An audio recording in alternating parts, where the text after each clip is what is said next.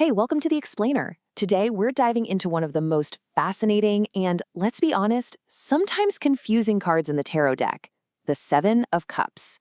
It's a card that speaks right to our hopes, our wildest fantasies, and that overwhelming feeling of having to make a choice. You know this quote right here? It just perfectly sums up the whole challenge of the Seven of Cups. This card is all about building that bridge between our incredible imagination and, well, the real world, the actions we actually need to take.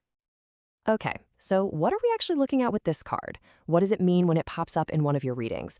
Let's break down all that amazing imagery and really get to the heart of its message. So at its core, the Seven of Cups is all about that moment of just overwhelming choice. You know that feeling, right? When your mind is buzzing and it feels like absolutely anything is possible. The air is just thick with potential, but maybe a little bit of confusion too. Now, this is where it gets really interesting when you look at the card itself. It tells such a story. You can see right away that not everything that glitters is gold.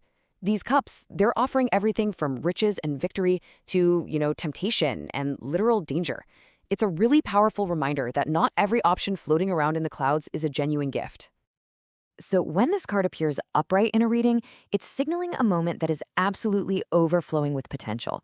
But, and this is a big but, that potential is kind of clouded by a serious case of indecision. So when you see the Seven of Cups upright, it's a huge sign that your imagination is just running wild. It's like you've been handed this giant, sprawling menu of possibilities, which is exciting for sure.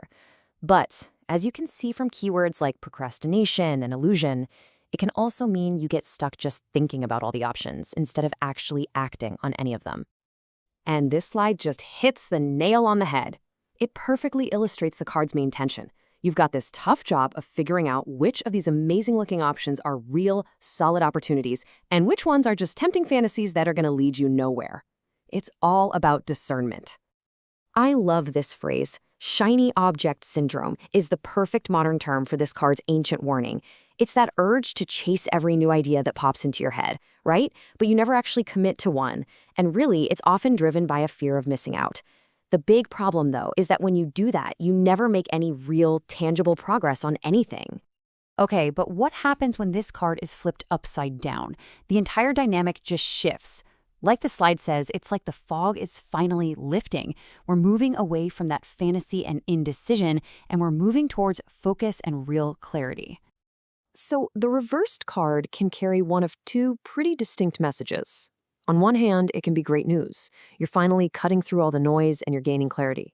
But on the other hand, it can suggest that you're feeling paralyzed, maybe even trapped by your past indecision and the opportunities you let just drift away. So this is where you have to be really honest with yourself. Am I moving forward with a clear vision, finally ready to act? Or am I just stuck, looking back and regretting what could have been? The reversed card kind of forces you to face that moment of truth. Okay, let's bring this all down to earth. How does this card's message of choice, illusion, and clarity actually apply to our everyday lives?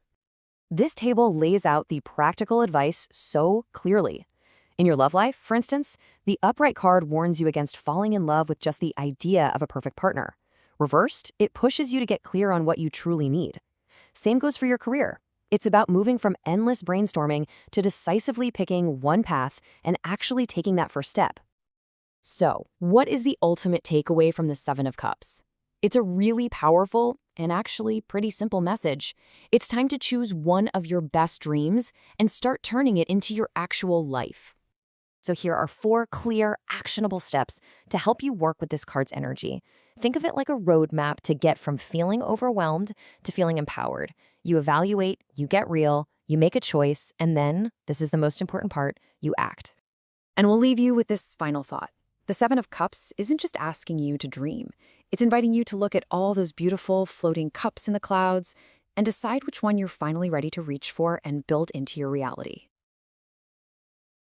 Continue your tarot journey by liking, subscribing, and checking out our books. The link is in the description below.